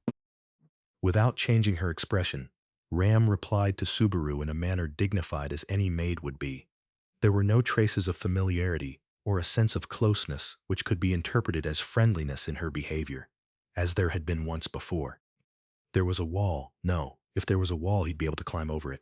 Here, there was no way of overcoming it. More precisely, it was a distance between worlds than a wall. Ram held Roswal in high esteem and adored him. When Roswal had changed the way he acted towards Subaru, Subaru's value also greatly changed for Ram. The result was that she now regarded Subaru as someone she showed respect to. Turning his attention away from that Ram, Subaru walked towards the middle of the room. The reason why he had came to this room was the blue-haired girl who was sleeping in the bed. She was lying on her back, her figure unchanged after 2 years. That girl was Rem. He had vowed to wake her up, and now he still hadn't reached the conviction that he'd fulfill that vow. Just time was cruelly leaving the girl behind. Are there any changes in Rem? No, I'm afraid. She still continues to sleep. There are a lot of problems on your mind. Ram doesn't have the time to give any attention to her little sister. Don't say such things. There's absolutely no futility in thinking about Rem. Never say that again. Understood, sir. Ram responded curtly to Subaru's firm order. Neither dissatisfaction or complaints were there, and neither was relief or gratitude. In regards to her younger sister called Rem, Ram had no actual feelings or appreciation for her. She recognized formally that Rem was her sister, but in the depths of her heart she probably had no room for Rem. Her heart was completely based on loyalty to Roswell. Having involved her in Roswell's plans, having decided to curb the wishes Ram clung onto, the effects of Subaru's actions were strong indeed. Even if Rem were to awaken, would her heart once again have room for her little sister? Would those sisters go back to being the much-loved big sister and her cute little sister? Ugh, Ram, sorry, but let me be alone with Rem. As you wish. Please call me if you need anything. Grinding his teeth at the shuddering thought, Subaru felt terrified at being in the same room as Ram. Miraculously, before his trembling voice was let out, she had left the room. Fortunately, Ram had left gracefully, leaving him behind only an elegant curtsy without giving any objections to Subaru's words. And so, only the two of Subaru and Rem were left in the room. Rem! Lying on the bed, the girl simply breathed over and over again in a manner which could not be mere sleep. She doesn't reply. The fact that her chest was gently rising and falling, and that the blood in her body was warm were the only signs of life within Rem. All that Subaru could do for Rem when visiting this place was to take her hand and check her weak pulse. And that's all Subaru can find comfort in this moment. Echidna! Echidna, for you to call me is truly a rarity. Echidna replied to his call as he sat down by Rem's bedside, gently holding her hand. The witch, who seemed to know all too well about how she would speak without necessarily being called, silently waited for Subaru's words to be submerged in the warm water of his emotions. The silence would end after 10 or so minutes. The way to wake up Rem is like you told me before, right? Echidna, yeah. You could question the Sin Archbishop of Gluttony that put her in this sleep, but, I have to say, the likelihood of that is quite low. Finding those guys is next to impossible, and even if you do catch them, finding a way to beat their secrets out of them. Even if you were to just able to find a way to talk to them, maybe it would be easy to find a way to make them open their mouth, if you had the power. Ah, that's right. That's right, of course. If I manage to find them, and catch them, and beat their secrets out of them to reawaken Rem, I can challenge them 10,000s of times. Even so, They were nowhere to be found. The Sin Archbishop of Gluttony, those despicable blasphemers, never showed up anywhere. Even when the Sin Archbishop's wrath, lust, and greed gathered in the Watergate city of Pristella, the Sin Archbishop of Gluttony did not show up. Why? if tracking down Gluttony is hopeless, what about the Sage's Tower? If the Sage Shala knows everything, then… Echidna, as a witch, I will say this. Even if you do go to the Pleiades Watchtower, you'll just be going on a fool's errand. The sage will not correspond to your expectations. On the contrary, there's even the possibility that the sage will not allow your presence. Even you should not wish to drop in there to die in vain, right? He was denied once. He was denied twice. He was stuck. Getting help from the sage was a no-go. The archbishops of Gluttony were nowhere to be found. Subaru's wishes were denied politely by the Witch of Greed. Then, what on earth should he do? Echidna, so you have no choice but to get the blood of the dragon. With the blood of the dragon, we can wake up Rem. Echidna, I refer to the divine dragons. Using its omnipotent power kept in its blood, I think you should be able to release the girl's soul from her sleep. Echidna's words were no more than a conjecture, but it was a convincing conjecture. Though she had said them with an air of avoiding them as being fact, the witch's words were fairly encouraging. Thus for now, Subaru believed that this was the way to save Rem. The blood of the dragon was considered one of the treasures which the divine dragon Volcanica granted to the kingdom of Lugnica. It brought plentiful harvest to the lands, and kept away every disease, and had the possibility to grant miracles. It could only be used by people with the highest pedigrees of social status in the kingdom. In other words, it was those who… You get it if you ascend to the throne. Echidna, of course. That's why you have to make her. You absolutely must make Amelia king. Echidna, back Amelia, back her and make her king whilst you help the people you wish to save. And when you get a hold of the dragon's blood, you will be able to save Rem. Echidna's words pour into Subaru's mind like poison. He has to make Amelia king in order to save Rem.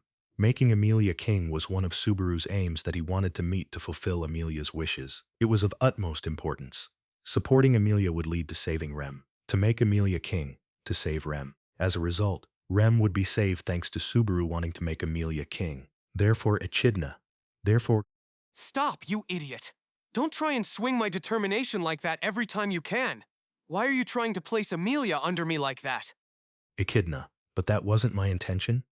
You're not very convincing. We've repeated this conversation many times, tens of times, hundreds of times. The witch oftentimes poured poison into his mind, similar, as if she was brainwashing him, in a way to change Subaru's aims and lessen the value of Amelia. But that was something that Subaru could not let go. If they differed in this, Natsuki Subaru would lose his qualification to step on his own corpses that have been slaughtered so far. You shouldn't jam us between your own selfishness. No matter what you harbor against Amelia. Echidna, you're misunderstanding me. Well, it doesn't matter how much I say, you won't believe it. Just like parallel lines. It's better to say that we never agree with each other, like parallel lines, even if it's a conversation that we repeat a lot. There were things which could not be relinquished in his cooperative relationship with Echidna. The witch claimed to be Subaru's accomplice, and by lending Subaru her wisdom as a contribution, she planned to use not only Subaru's return by death, but also his way of life. Although, thanks to her ingenuous side, those poisonous fangs did not reach him, and thus they were in a state of stalemate. I'll get my hands on the dragon's blood by making Amelia king. But it's not something I'm doing just while saving Rem. Making Amelia king is intrinsic with saving Rem, so my original intentions haven't changed. Make no mistakes there. Echidna, Mimey, as if I have any complaints dancing to your tune from time to time. You know, I need you to let your guard down a little, otherwise I won't be able to save face as a witch. The way you execute your endgame is soft. Or rather, perhaps, when it comes to you, I'd say you're soft at the core. You're not suited to be a complete villain. That's how I am saved. Echidna, I see. I will try to keep that in mind. Echidna admitted her defeat with no great objection. Even if she could make use of this lesson next time, she probably wouldn't be able to. To ask why, the answer would be that. Because it's not something that can be changed. Natsuki Subaru was Natsuki Subaru no matter what befell him. The Witch of Greed Echidna could only be the Witch of Greed Echidna, using the nature that they could never be capable of changing as weapons. Because in life, victory or defeat could only be found in the cards they were dealt. Wait for me, Rem. For sure, I will wake you up. That's why. No matter how many times he dies. His resolve was no exaggeration. The stakes he presented were quite trivial. Regardless of how many times he threw it away, he would continue giving his inextinguishable life away. If that eventually led to her waking up, he would feel no regrets. Just that much, just that much, just that would be good enough. After returning from visiting Beatrice's library and Rem's bedroom, he had now reached the end of his daily routine. Subaru knocked on the room's door with a rap rap rap. Then there was a knock from the inside that returned the knock. Without replying, they knocked. Replying to it, Subaru once again gave another knock, and that was met by the other person immediately knocking back. Knock, knock, knock, knock, knock. Geez, how long are you going to do that for? It's making me really anxious. The one who had lost their patience just a few moments ago was the one in the room. The door opened from the inside, and the face of a beautiful girl with amethyst eyes and silver hair could be seen. She was the embodiment of supreme beauty that forever continued to encaptivate everything. Art source. If she showed her face whilst puffing her rosy cheeks, she would give an impression of tenderness rather than of beauty.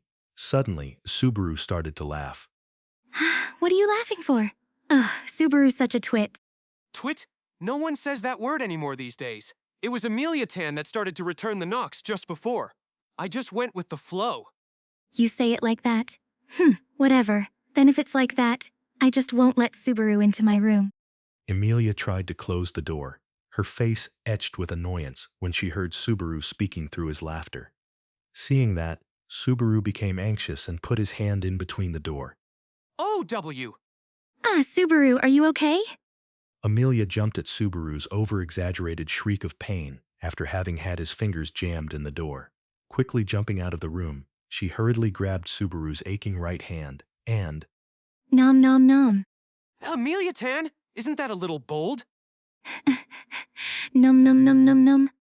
whatever he was saying was muffled by Amelia's angered reaction and by her sharp amethyst eyes. Amelia's soft lips wrapped themselves around the sore fingers of Subaru's right hand. In between her soft lips, he realized that Amelia's warm tongue was gently tracing the numb pain which racked Subaru's fingers. A sensual shiver traveled up Subaru's spine. That should be fine, I think. Subaru, it must hurt. Hey, why is your face bright red? I can't help acting like a young teen. Or how should I put it? It was such an unexpected development. Well, I'm okay. Thank you very much. This should be good enough for me. I'm not sure if I understood that, but I should start using my healing magic, right?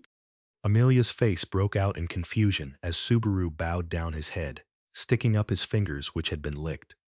However, she immediately changed her awareness and began to heal Subaru's fingers with a light blue surge of magic. She completely cured the pain that had been softened by Amelia's tongue. After that, all that remained for Subaru was how he would clean up his fingers which were drenched in saliva. I'll wipe them on my clothes. Wait, no, that would be gross. Having said that, I'm not advanced enough to lick them so majestically.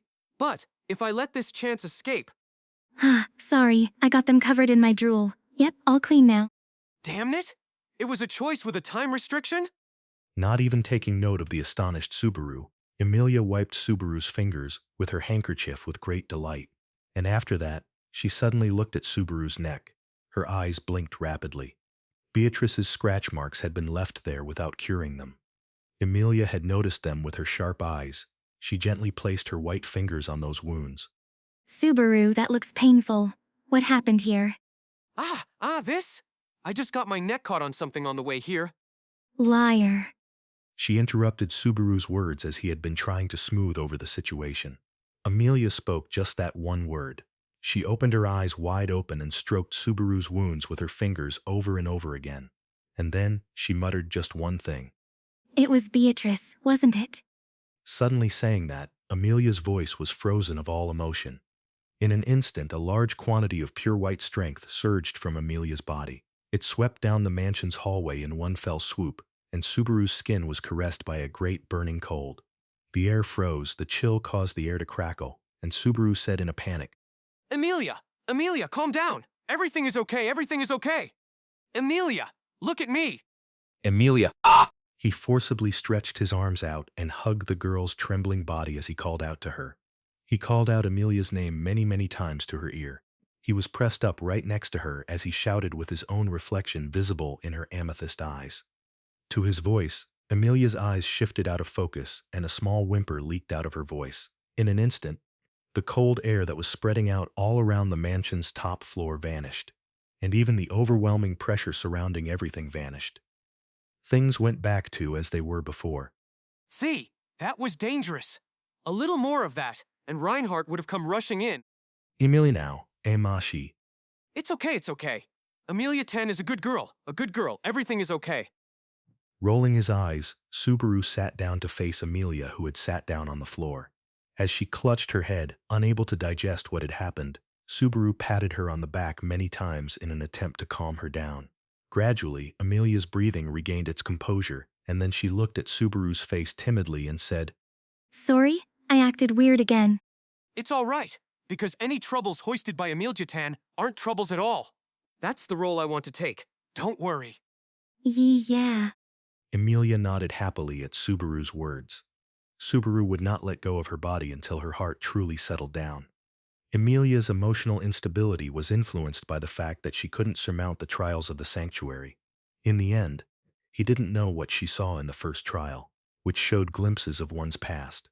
Nevertheless, whatever memories she saw broke Amelia's heart into pieces and crushed her strength to stand up strong. And as she couldn't overcome the trials, Subaru completed them himself. Therefore, Amelia's progress was probably still trapped in the graveyard even now. But, no matter for how long she rejects everything, and no matter how long she mourns, time kept going on, and neither the world nor her surroundings nor anyone would let her off with her stagnation.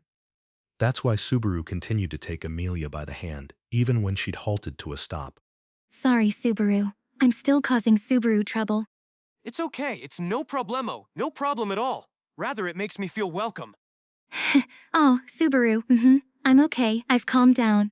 With a brief hug, Amelia lifted her face from Subaru's chest. The girl's warmth left his chest, and Subaru stiffened his lips with a regretful look. Damn it! I wanted to enjoy Amelia Tan's softness just a little while more. Would that be better? If Subaru says so, I will do so. No, it's fine. You see, this is a trick I use quite often to cope with dissatisfaction. Gorging yourself until full is for cattle. I think rather than a pig in its sty, I'm more like a wolf who is chasing after its prey. That may be so. I also think Subaru is closer to a dog than a pig. But, isn't it a whole different story when it comes to dogs and pigs? Subaru calmed down Amelia with this absurd exchange. She now had a smile back on her face. Luckily, it seemed like she had forgotten the anger she had shown just a few moments ago at his wounds. Echidna, I can't bear to look at this. Shut up. I wasn't saying that to Amelia Tan. Sorry, I was talking to myself. Subaru instinctively replied to Echidna's sudden thought waves, surprising Amelia. Naturally, the thoughts through the crystal stone reached only Subaru. Echidna's contempt and disdain, who openly expressed her dislike for the state Amelia was in, also only reached Subaru. Would it be better for me to shut up? If that's what Subaru wants, I will do my best to stay quiet. It's not like that. It's fine, so let's talk a lot, okay? It's okay if you talk. Really? Amelia's amethyst eyes started to swell with tears, and when Subaru nodded, Amelia let out a sigh of relief, once again taking Subaru's hand. Well then tell me, Subaru, what should I do today? Yesterday, I finished studying in my room as you told me to do. If it's something Subaru says, there's no doubt I will do it. So, can you tell me what should I do today? She does what Subaru says. If it's Subaru, she will make no mistakes. She believed in Subaru. Subaru struggled to keep his fake smile from disappearing from his face when he heard those words slip out of Amelia's mouth. The efficacy of his smile, which he had practiced in front of the mirror, was shown here. Thanks to that, Amelia didn't harbor any distrust or suspicion. She was just waiting with her eyes shining brightly for Subaru's response. Amelia, who had been set back by the trials of the graveyard, was trying to protect her heart by completely relying on Subaru. It was quite natural. By using the power of return by death, Subaru had completely eliminated all the obstacles that stood before Amelia. He had understood that Amelia had not contradicted how she had gained his trust. He had gotten this far doing that. Amelia's heart clung to Subaru, and having recognized that she was in such a terribly unstable state, he had tried to return by death. But no matter how much he tried, he couldn't return back to the sanctuary. But still, Subaru didn't think this situation was the worst. Well then, I'll please ask this of Amelia Tan. Today, just like yesterday, keep up your studies. If I do something important again, I'll let you know beforehand. Like in Pristella? Yeah, like in Pristella. Until then, you need to keep learning. Preparing for an emergency, and boosting your own morale, those are assuredly the most important things Amelia Tan can do now. Yup, understood, Subaru-sensei. I will do as ordered, so could you— Amelia enthusiastically agreed with Subaru, who had put on this dramatic spiel. Amelia had accepted his command with something resembling a salute, trailed off her words at the end. So could you stroke my head, if I do that? Amelia said this with embarrassment, and a trace of anxiety in her eyes which were peeking at Subaru. Subaru gulped seeing her figure, and just for a moment he stood stock still. If that moment continued for any longer, it'd be easy to imagine the despair creeping into her eyes. But, luckily Subaru had put on a smile before that could happen. Of course? But what if I ask for permission to touch Amelia Tan's silver hair? If Subaru wants to touch it, he can touch it anytime he wants. Son, since it mustn't come as a reward, when good things happen, then I can promise to. I will stroke Amelia Tan, okay? Okay. Amelia awkwardly nodded to Subaru's confirmation, as he gave her a thumbs up and smiled, showing his brilliant teeth. And then, still holding Subaru's hand without wanting to let go, All right, I'll go back to my room. Since Petra will bring the food up, let's eat together. Yeah, I'll be waiting. Well, I'll see you later. moving her hand away, Amelia went back into her room. Seeing her silver hair, which had now been cut short, which moved as one, Subaru resisted the urge to let out a long sigh. When the door shut behind her, Subaru and Amelia's connection was physically cut away. Echidna. Good grief, there are bounds even for ugliness. As soon as Amelia's figure disappeared, Echidna started her abuse. Subaru does not deign to reply to her words smeared in revulsion. He had learnt to never say anything about it from the time he had entered this relationship with Echidna. It was a way to cope with how Echidna treat her. Don't talk back and she won't talk back to you. By maintaining that stubborn attitude, the witch would perceive it as a waste to open her mouth and would stay silent. Only when it came to Amelia could Echidna absolutely not be counted on. And when it came to the relationship between Subaru and Amelia, though it didn't seem as if it had changed from before, it was still different, and right now he didn't have time to fix it. Echidna, it would be more convenient for you if she was a doll who would just do what you said. Isn't that right? His throat clogged up at her cruel observation. Subaru regretted that he had shown a reaction to it. They were words he shouldn't give any reaction to, however. They were words that he wasn't able to deny. Protecting their lives, protecting the future, protecting hope, and protecting the possibility. That's why he was sacrificing Amelia's heart of now. Because Subaru was aware that he would not stop at just Amelia. He declined to join breakfast at the dining hall with the Amelia camp. Petra, who had been on meal duty, looked disappointed, but she carried the meals up to the room for Amelia and Subaru. While they eat, Subaru followed up what the mentally unstable Amelia had been doing, and when finally dinner came to an end, Amelia obediently headed to her desk as instructed by Subaru. I need to do what Subaru says to become a good king. Saying that, Amelia psyched herself up, and Subaru left her room. Having delegated some of Roswell's official work to her, Amelia's knowledge for the royal selection was a lot better than the first time he had met her. The fruits of her effort were proven day by day. However, Echidna, for anything that happens, in the end she'll always come to seek your approval. An awfully interesting way to raise a king. Shut up. Echidna, you're harboring unease for it, allowing her to sit on the throne in that state. You know it'll always be turbulent. However, you have no other choice but to do so. Having left Amelia's room, Echidna's words dripped poison into Subaru's ears as he walked down the mansion's corridors. It was true that Amelia's soul had become unstable, and the willpower she had at the start of the royal selection had been greatly shook. But still, she would definitely sit upon the kingdom of Lugnika's throne, and Natsuki Subaru will make sure he does that. Repeatedly, returning by death and removing every hardship that crop up in front of her, he will be able to dismiss any kind of impediments in her way and make it so that Amelia's ambitions are fulfilled. And doing so is not just related to Amelia's desires, but also to saving Rem. Supporting Amelia, saving Rem, keeping the people close to him away from pain. Wasn't this exactly the very future Natsuki Subaru wanted when he made the contract with the witch? I'm sorry, Natsuki-san. This is farewell. Suddenly, a voice rang out, not within his eardrums, but within his mind. Subaru stopped in his tracks. Turning his head back, he saw no one in his surroundings.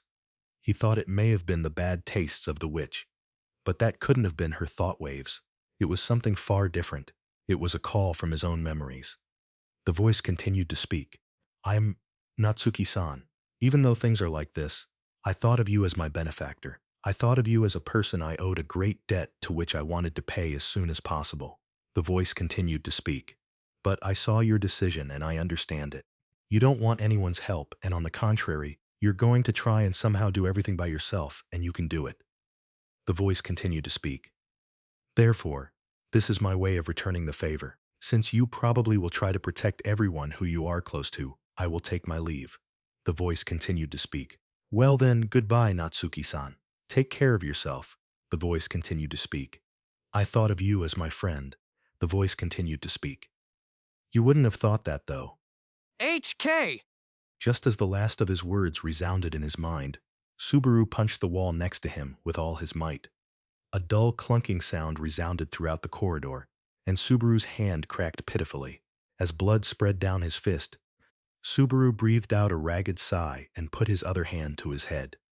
Those were the words that Otto Suin left behind that he would never forget. Subaru made it through the sanctuary, chased away the sizable hare witch beast, took Beatrice out of the burning mansion, and overcame all of these events. And then Otto said that to him and left the mansion. And even if more than a year had passed since then, his back in the moment he left never disappeared from Subaru's mind. It seemed as if he'd condemned Subaru for choosing to save everyone. Echidna, but you didn't stop him. The fact that there were fewer people to protect would have been a blessing for you. No, such a motive spurn from just calculation wasn't the reason why I didn't stop him. It was just because I respected the guy's intention. From the start, he was a guy who had no reason to stay here. He was trying to repay him for purchasing his cargo and saving him from the witch cult. But he had already repaid Subaru by having driven the dragon carriage to where Amelia was about to be blown up. And when it came to the cargo, even when they had exchanged the right amount of money, it hadn't been a loan. Otto Suin had no reason to cooperate with the Amelia camp. If he had stayed here without reason, he wouldn't leave the place anymore and would continue being a merchant only for himself here. Therefore, he did not stop him when he decided to leave. Besides, even though Otto's divine protection of soul language was useful, it was not indispensable to win the royal selection. In the first place, if he continued to be associated with the Amelia camp, he'd still be in the danger from both the witch cult and the royal selection. It was better for Otto to have left here. After that, he didn't ever hear of him again. They had talked to each other only for 2 weeks, so it wasn't that big of a deal. Natsuki Subaru had others he had to protect by throwing away his life. Stepping on the blood that was dripping down his shoes, Subaru shook his head and started to walk. Recently, a number of thoughts had been perturbing his thoughts. It was frustrating. It was irritating. More than anything, Echidna was taking advantage of it. There were countless things to think about. He had no time to remain shut within his own mind. He must choose the best, the very best, the ideal, the optimum choice. And despite that, he came out of the corridor at a brisk pace and found himself back at his own room. He couldn't let anyone see his face right now. Natsuki Subaru was calm. Natsuki Subaru was rational. Natsuki Subaru was optimistic. There was nothing different about him than usual. As things are, everyone in the mansion must believe these things. Otherwise, he wouldn't be able to protect those he wanted to protect. Oh my, it seems like you came back in a hurry. He went into the room and closed the door behind him. Subaru lifted his head up towards the voice that was coming from within the room. Gazing at Subaru, the dark-haired woman was sitting on his bed smiling sweetly. She gently brushed her hand across her long, braided black hair. I should have been back on time. Seeing you here, it seems I'm in quite the pickle. Elsa. Yeah, that's right. The bowel hunter, Elsa Granhiert. I immediately came running as Master ordered. I wonder, is there trouble? Saying that, the beautiful woman, clad in a rather revealing black garment that exposed her feminine body, alluringly tilted her head towards him. It was Elsa, the alluring assassin whose figure emitted a poisonous aura. Subaru easily accepted the woman who had entered the room without giving off any sounds or traces. And that's because it was natural. She was not an enemy. Even though she wasn't an ally he could relax his guard around, she was still an ally. In any case, I helped you out of the burning mansion. I give you work because of that. I understand. I don't have any issues with you now that you're my employer. I request only that you chose things that don't go as far as being against my hobbies. But for now, I have no complaints. pulling out her kukri knife holstered at her waist, Elsa burst out laughing, emitting a rather dark radiance. She was currently collaborating to provide information for the camp by working behind the scenes. Amelia, who stood as the head of the camp, an incorruptible symbol. Reinhardt, who was the sword saint, subject to unwavering public opinion. And Natsuki Subaru, who had surmounted and stopped many difficult situations with 0 damage. Unlike those three, who couldn't act freely lest they tarnish their reputation, Elsa had many opportunities to get her dirty hands dirty. Of course, although you could call it dirty work, the work she did wasn't necessarily evil. So, how did it go? I'm sorry to report, but it seems like gluttony was nowhere to be seen at the place you sent me to. There was nothing but rabbles of ordinary witch cultists there, although I did set them all free. Ah, you can do as you like. But in the end it was a dud? Subaru frowned and sighed at Elsa's report, who had delivered it whilst licking her red lips. Again, he hadn't been able to reach the limit. Even if he was trying to capture the Sin Archbishop of Gluttony, he couldn't reach them no matter how much he tried. In the end, only greed has been killed. That, and Wrath was captured. I think that was a success, but I guess it might not be for you. Anyway, I understood your report. For now, stay on standby until I need you again. I will get in touch with you from here once more, when I want to request something of you again. Okay, well, I suppose I'll have to wait. Without further replying to Elsa's words, Subaru quickly gave her his instructions. Receiving his instructions, she stood up without any particular care to them and walked towards the window. Since Subaru's room was on the third floor of the mansion, she had probably came in through the window. Subaru felt no surprise at her acrobatics. Ah, wait, Elsa. There's one more thing I want you to tell me. What may that be? I don't really know anything of much importance. This isn't anything too important. If you came from outside, how was the weather beyond the forest? Was it raining or was it clear? The weather? There was no particular issue with it. Although there are clouds out, there's no need to worry about it getting worse. Is that all? No. Cocking his head to the side, Subaru gazed at the magic hour crystal in his room. Right now, it was already the time of fire. It had already gone past 7 o'clock solar time and was now way past noon. To make sure of this, Subaru walked towards where Elsa was, her feet placed on the windowsill.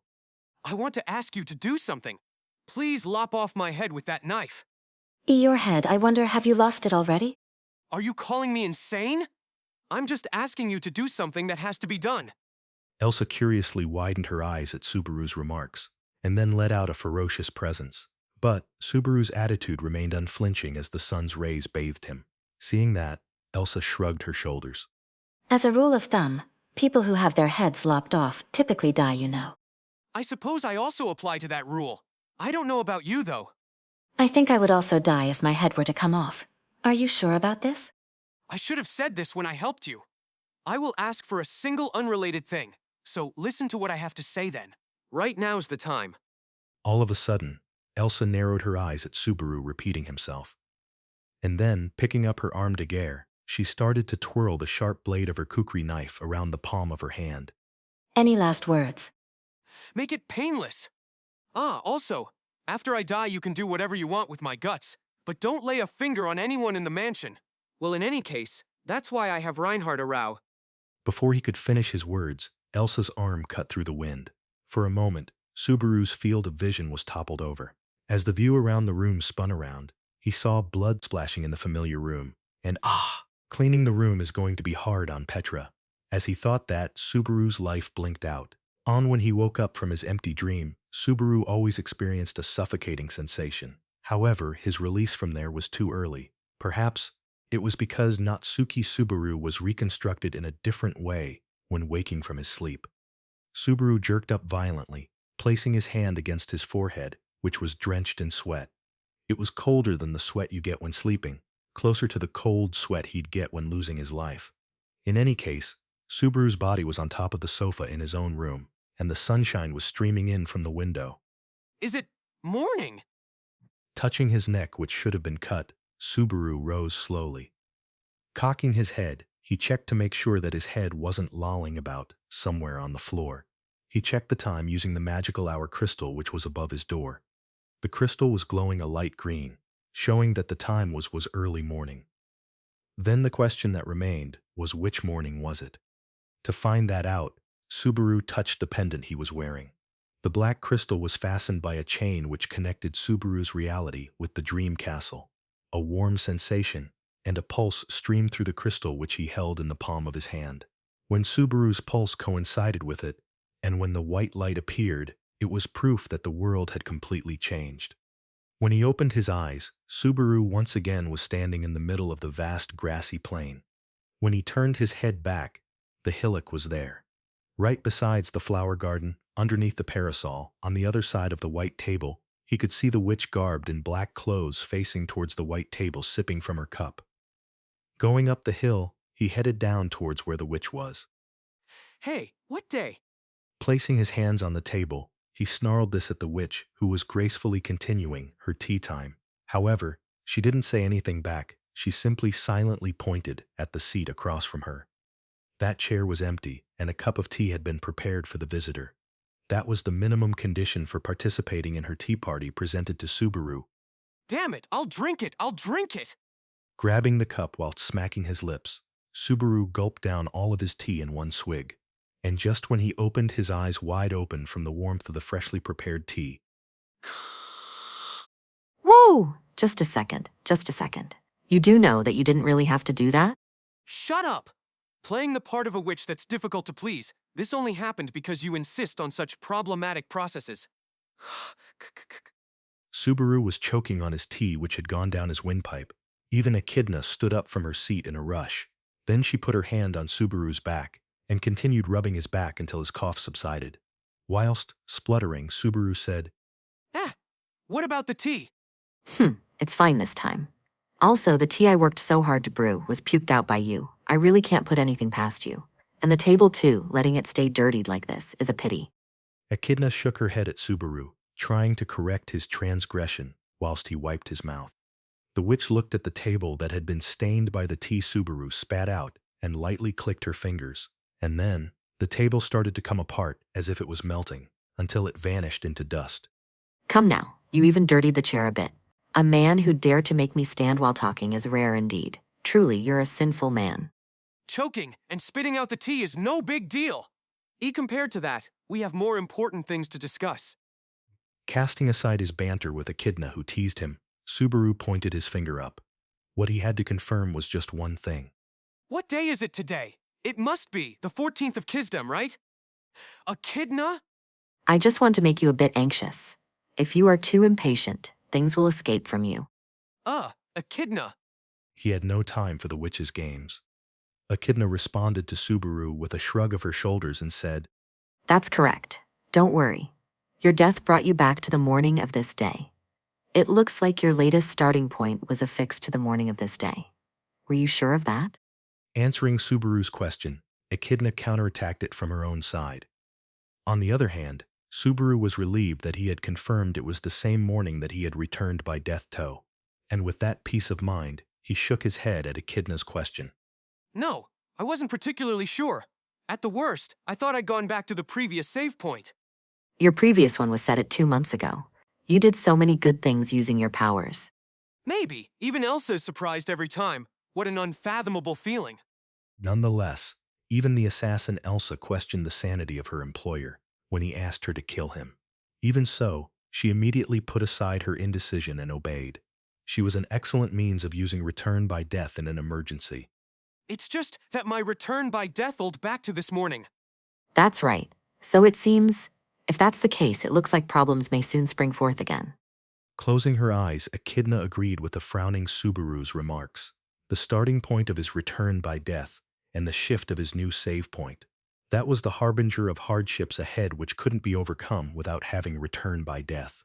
In other words, that meant I'll still have to borrow your strength, right? It's nothing. That's our contract.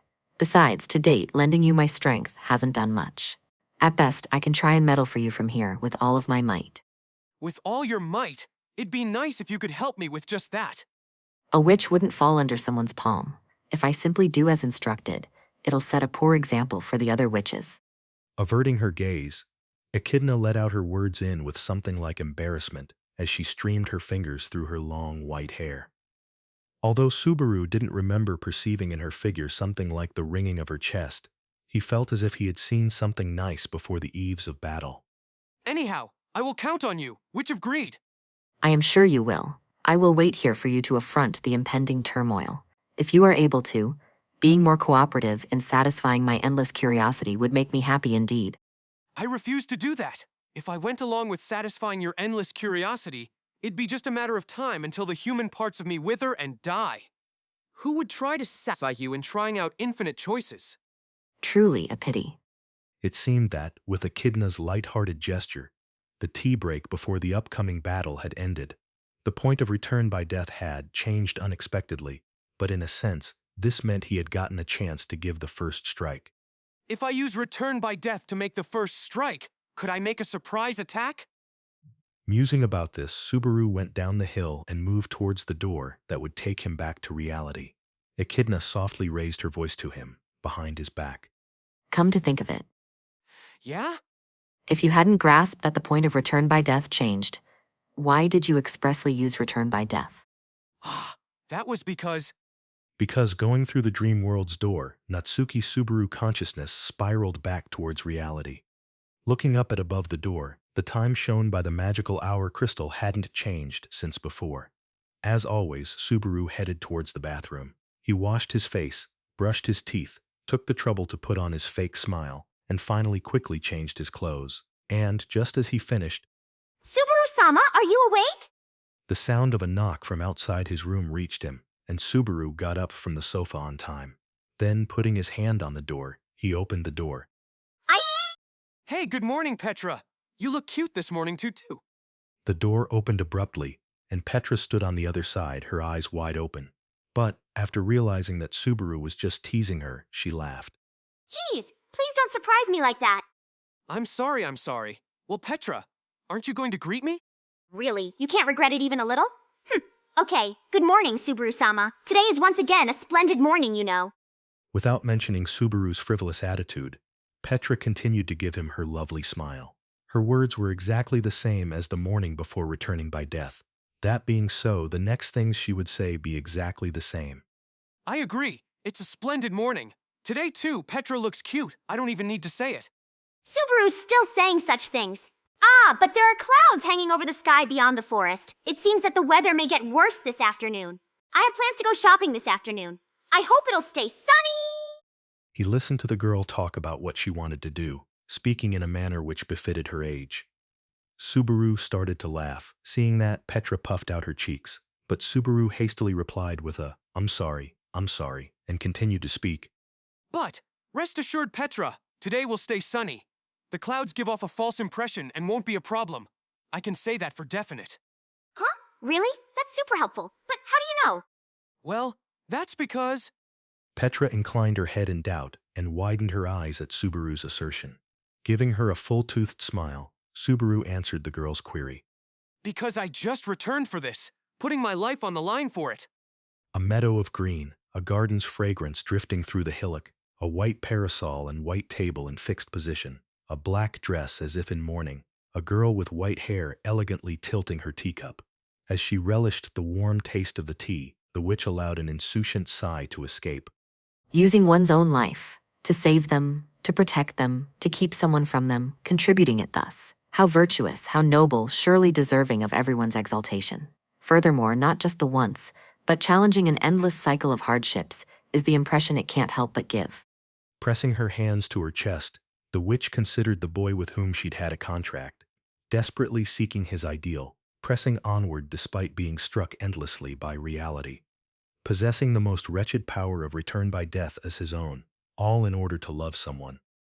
However, dedicating life to return by death, to protect one's surroundings, is a double-edged sword. Too disdainful of one's own life, too stubborn about the value of other lives. Because the value of one's own life can no longer be seen, the lives of those precious others become too desperately consequential. This time, anything that isn't the lives of those precious others aside is unseeable. That is, downright. No matter when, no matter where, that singular attitude of clinging to what could absolutely not be scoured was downright foolish. You truly are someone who can satisfy me. Cheeks reddened as if a maiden in the throes of infatuation, the witch longed for the absent boy. Through the crystal gemstone he crossed the gate, bringing absolutely everything of the world into her palm, and when the afflictions and hardships shattered him, every time, he unconsciously came to rely on the witch, to keep his spirit afloat, enduring the temptation of a witch, even if he became a marionette. In order merely to check the weather, adapting a mentality which was unhesitating to use return by death, even that had gone unnoticed. But I want you to rest assured, the lives of those who you prize, I will also wholeheartedly gamble my very wisdom on protecting them. So, for this you too. To satisfy this inexhaustible curiosity of a witch, I want to continue as your accomplice. Suffering and unreasonable fate, from now forth would equally descend endlessly upon the boy. Though the hardships be arduous, though the heights be insurmountable, the boy with the witch's aid, lending one another strength and wisdom, found themselves able to cross. Presented by the witch of greed, was that love of scorching flame. Even so.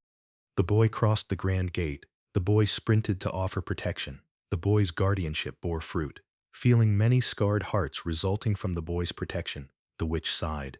A proposition that would remain sempiternally unsolved, and yet an enigma that would eternally enthrall her, even in death. Even so. Why does love always fade?